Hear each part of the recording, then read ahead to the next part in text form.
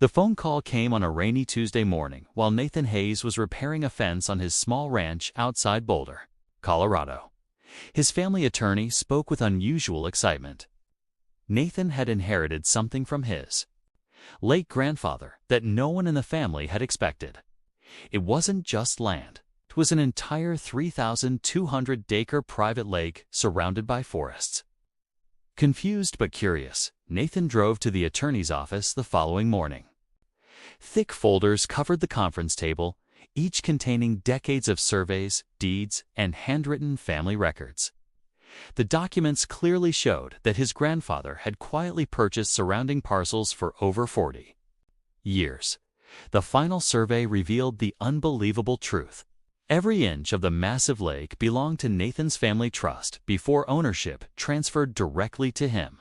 Even the boat docks used by neighboring luxury homes extended onto his private property. For the first time, Nathan visited the property himself. Crystal clear water reflected towering pine trees while dozens of expensive lakefront homes lined the shoreline. Families enjoyed the peaceful afternoon, completely unaware that ownership had quietly changed. As Nathan walked along the shoreline, several construction crews were expanding a neighborhood dock. They politely explained that the HOA had approved the project months earlier. Nathan simply smiled, realizing nobody had informed the HOA about the inheritance. Later that afternoon, a woman wearing a bright red blazer marched confidently toward him without introducing herself. She demanded to know why a stranger was walking across HOA-controlled property. Nathan quietly listened without revealing who he was. The woman introduced herself as Patricia Vance, president of the Crestwood HOA. She insisted every shoreline decision required her approval and warned Nathan that unauthorized visitors would be removed immediately. Nathan simply asked if she had proof of ownership. Patricia laughed and pointed toward several expensive waterfront homes. According to her, the HOA had managed the lake for years and considered it community property. Nathan politely thanked her for the information before walking away. That evening, Nathan carefully reviewed every deed inside his cabin. Survey coordinates matched county records perfectly. There was absolutely no legal document granting the HOA ownership or management authority over the lake. The following morning, a certified envelope arrived at Nathan's front door. Inside was an official-looking HOA notice demanding that he sign over lake management rights within 72 hours or face legal action. Nathan smiled, knowing the real battle was just beginning. Nathan called his attorney before responding to the HOA notice.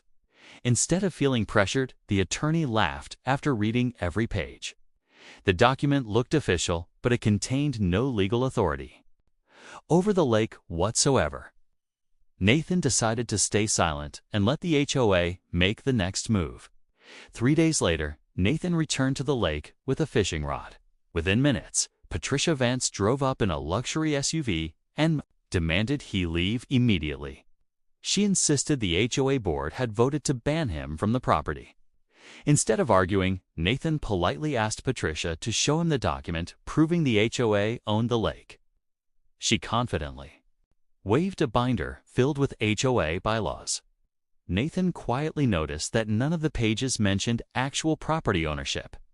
Several curious homeowners gathered nearby as the discussion continued.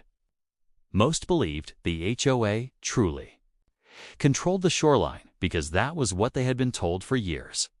No one had ever checked the original county records. Patricia warned that county deputies would remove Nathan if he refused to leave.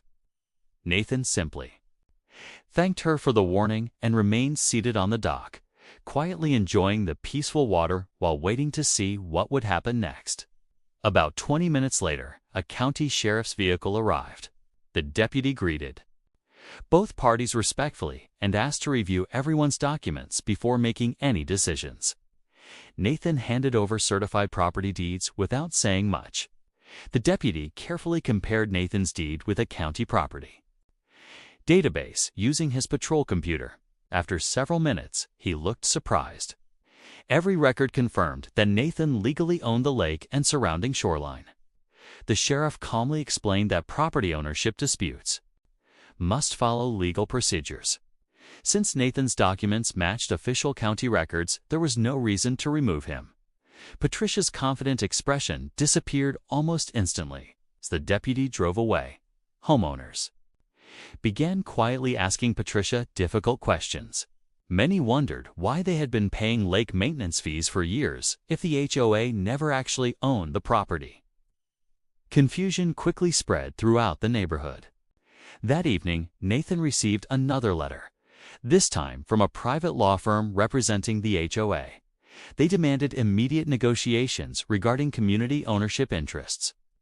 Nathan smiled, realizing the HOA was beginning to understand the truth. Nathan's attorney arranged a meeting at the county records office early the next morning. Together, they reviewed every historical deed connected to the lake. Each document confirmed that Nathan's grandfather had legally purchased the surrounding land piece by piece over 4 decades, making Nathan the unquestioned owner of the entire 3,200-acre lake.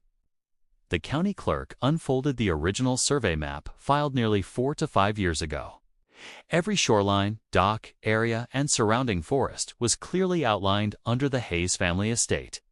Nathan smiled quietly as another piece of the puzzle fell into place. Across town, Patricia Vance rushed into the HOA clubhouse and called an emergency board meeting. The atmosphere inside the room was tense as board members listened to the latest legal updates. Several directors began questioning decisions that had been made without verifying ownership records. One board member accessed the county's online property database during the meeting. Within seconds, the official ownership map appeared on the large screen. Silence filled the room as everyone realized Nathan's name appeared across the entire lake. Word spread throughout the lakeside neighborhood before sunset. Ho, drama neighbor.